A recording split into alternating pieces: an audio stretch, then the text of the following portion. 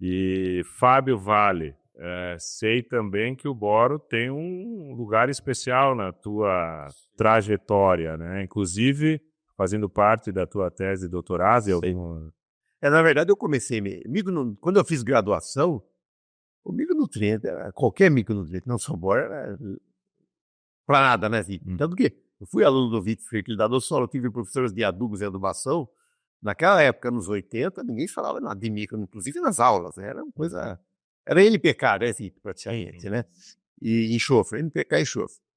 E os bichos aí negaram meu. Na verdade, a minha formação universitária comigo foi fraca. Não é porque não era culpa da universidade, do professor, é que não se falar.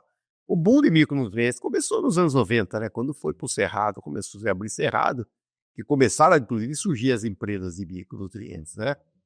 No meu mestrado e depois no doutorado, professor Alcarde, até que não foi uma ideia minha, foi uma ideia dele, que era uma dúvida que existia, que as fontes de micronutrientes que estavam sendo usadas, eles eram fontes que não eram consideradas fertilizantes pela legislação.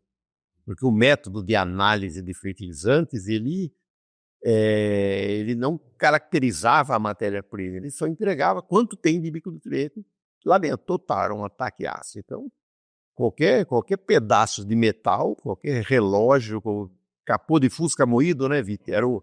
Era um micronutriente, era só você atacar com ácido. Tem histórias aí do Greenpeace, mano, isso é uma história interessante para você ler um pouco sobre micronutriente. E depois, então, aí o professor Alcardi, quando eu fui fazer o mestrado, ele falou, vamos fazer esse estudo da solubilidade em extratores mais fracos. A gente começou a avaliar, não no teor de ácido clorídrico que se fazia, mas com água, com ácido cítrico, com citrato neutro de amônio, que não eram agressivos à forma química do nutriente. Então, ele tirava apenas o que era disponível. Aí a gente foi encontrar. Para boro, como já é esperado, porque o boro é uma rocha, né? Não existe um resíduo metálico. Mostrou-se que as fontes eram do jeito que elas eram caracterizadas, estava ok, porque indicava um teor total, mas praticamente em grande parte é disponível, né? Mesmo as fontes menos solúveis em água, com o tempo elas vão ser disponíveis, então, né? E quando a gente falava do zinco, do manganês, do cobre, a gente viu que tinha problemas sérios. Então, a gente teve que mudar a lei, porque você usava o metal natural e a planta não respondia. Então, a gente chegou a encontrar, na época, fontes comerciais que o produtor estava usando, que, na verdade, menos de 50% era disponível para a planta. E também eram carregadas de metais pesados, porque eram resíduos de indústria, de metal aí. Tinha um chumbo, tinha... Então, ali que eu comecei, né? Depois, quando eu comecei a trabalhar numa multinacional de fertilizantes, eu fazia a parte de agronômica, pesquisa e desenvolvimento, e a gente foi começar a aprofundar um pouco mais do moro na recomendação no uso, né? E, como sempre, partindo para grãos, que já estava usando. O próximo desafio foi desenvolver o mercado de cana-de-açúcar, né? O mercado de cana-de-açúcar, até 2010, aí não usava 1 quilo de micronutriente. Você ia visitar um produtor, não funciona, não existe, não responde a micronutriente. E eu fui estudar isso, foi ali que surgiram os primeiros estudos nossos, que eu vi que foi até controle de trabalhos, que a gente viu que não tinha boro no sistema. Como que não responde a boro, né? Não tinha boro. E eu comecei a desenvolver o primeiro produto que a gente lançou, o Vitor lembra bem, né? Era um produto que era focado em boro e molibdênio. Eram 2 micronutrientes que a gente estava focando para soqueiras de cana-de-açúcar e tinha uma exigência clara, né? Até relacionado com o boro aí hoje. Ele tinha uma exigência clara dentro a fonte tinha que ser solúvel em água, não era uma fonte convencional de boro menor. Tinha que ser, por quê? Porque a gente preconizava que eu ia aplicar numa soqueira sob o solo, sem incorporar, e que eu precisava que a água da chuva solubilizasse aquele nutriente rapidamente e ele pudesse alcançar a raiz. Então, foi talvez o primeiro produto que a gente lançou aí de impacto, com ideia nossa, porque eu trabalhei no desenvolvimento de vários produtos dentro de empresas aí, mas sempre produtos que vinham lá do industrial, e a gente trabalhou no desenvolvimento agronômico. Esse foi um trabalho realmente a ideia foi nossa e surgiu esse produto, né, que tinha essas características que hoje, esse produto não existe mais no mercado, a empresa que a gente desenvolveu, ela partiu para outras linhas depois, Mas é ali que começou o contato com o boro, né? Veio dos micronutrientes, e aí nós chegamos no boro e aí começou. Aí fomos Pois aprofundando é. mais. E é muito relevante isso, né? Porque nós estamos literalmente falando da história, eh, a história construída com uma contribuição extremamente relevante de vocês, né? Em relação a isso, né? Essa referência até da análise de solo, que a cana não tem micros, né?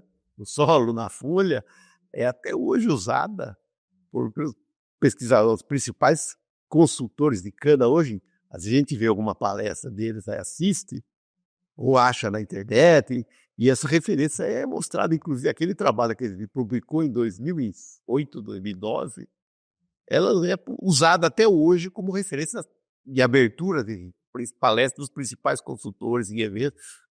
Então você vê como é que é E hoje, eu lamento quando ainda às vezes, né, tá cada vez menos isso, né?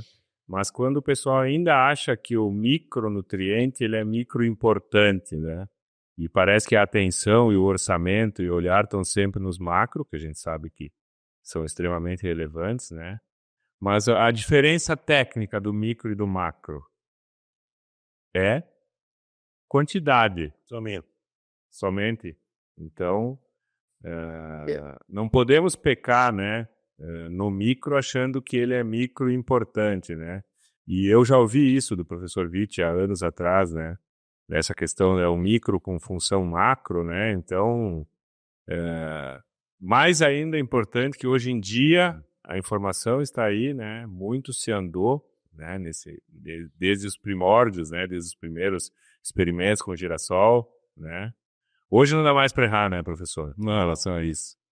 Jamais, né? O caso do boro é interessante quando a gente fala de essencialidade, né? Os macronutrientes, a grande parte dos macronutrientes, ele tem uma função ou de estrutura da planta, né? Ou de Enzimática. grandes reações. Por exemplo, o fósforo, reações energéticas, né? Grandes reações da planta. O magnésio transforma, a principal função do magnésio ainda é a estrutural da clorofila, né? E os micros acabaram ficando relegados, porque praticamente eles são mais enzimáticos do que estruturais. E o boro, talvez seja o único que tem os dois papéis, né, Vitor? Único. O boro, ele tem tanto o papel estrutural, porque ele faz parte ali das ligações pequínicas, das paredes celulares, formador de estrutura, e também de algumas reações que aceleram os processos dentro da planta, né? Então, veja, ele é um pouco. Então, talvez os micros em geral, e o boro dentro disso, ficaram mais relegados por causa disso, porque as deficiências de macro eram muito mais fáceis de identificar, né? Você montava um experimento com e sem fósforo, a planta não saía no chão. Com e sem nitrogênio, com e sem micros é mais difícil você ver, porque como a quantidade é pequena, um pequeno traço que tem ali no solo, às vezes a planta recupera e não mostra todos os sintomas, né?